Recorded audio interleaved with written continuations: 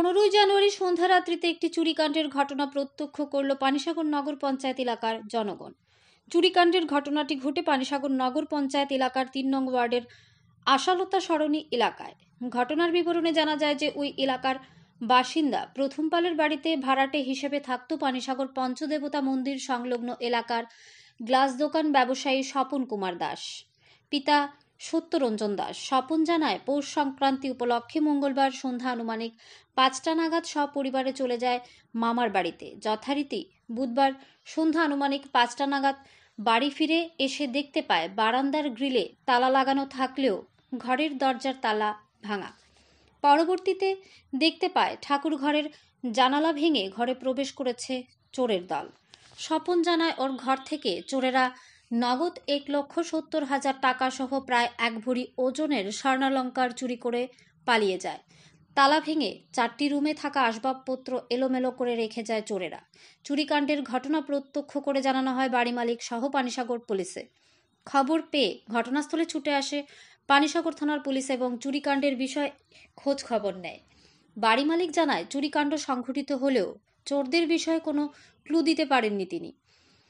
পানিসাগর মহকুমা জুড়ে বিগত দিনগুলোতে একের পর এক চুরিকাণ্ড সংঘটিত হলেও মাঝখানে কিছুটা স্বস্তি ফিরে পায় পানিসাগর মহকুমার জনগণ। ইদানিংকালে পুনরায় চোর চক্র সক্রিয় হয়ে স্বমহিমাতে ফিরায় গোটা পানিসাগর নগর পঞ্চায়েত এলাকা সহ গোটা পানিসাগর মহকুমা জুড়ে সাধারণ জনগণের মধ্যে ফের আতঙ্কের পরিবেশ বিরাজ করছে। এ নিয়ে একটি চুরিকাণ্ডের অভিযোগ নিয়ে অভিযুক্ত চোরদের পাকড়াও করতে জোর তল্লাশি চালিয়ে যাচ্ছে পানিসাগর থানার পুলিশ। ধর্মনগর থেকে নিজস্ব প্রতিনিধির রিপোর্ট, আরই ধর্মনগর। কি নাম আপনার? স্বপন কুমার দাস। কোন জায়গাতে বাসা? পানিসাগর। আপনি বাড়িতে কি ভাড়া থাকেন নাকি? ভাড়া থাকি।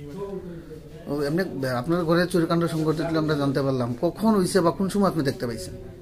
কালকে বিকাল 5টার দিকে আমি আমার মামার ঘরে ঘুরতে গেছিলাম, তো আজকে বিকালে 5টায় আইছি, তো আইয়া এরকম দেখছি কাণ্ডে। তো কালকে রাত হয়েছে বা আজকে দিন হয়েছে, এরকম সম্ভাবনা।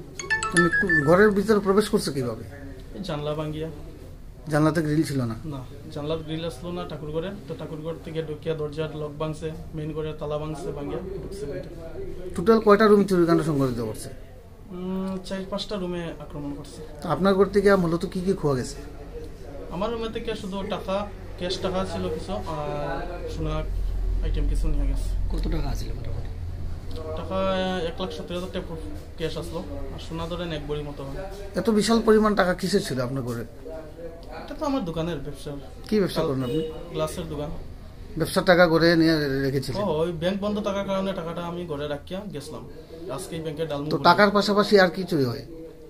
টাকার পাশাপাশি তো সোনা আর কিছু। কতটুকু হবে সোনা? 1 ভরি সামথিং। এই ব্যাপারে আপনি পানিসাগর থানায় কমপ্লেন করেছিলেন? হ্যাঁ, করেছি। এর ব্যাপারে কি কোনো সন্দেহ আছে আপনার কারোর উপর? না, কারোর উপরে সন্দেহ করবো। থানা থেকে এসেছিল নাকি? হ্যাঁ, কি চাইছেন আপনি? আমি তো চাইছি চোরকে ধরাও, শাস্তি দেওয়াও।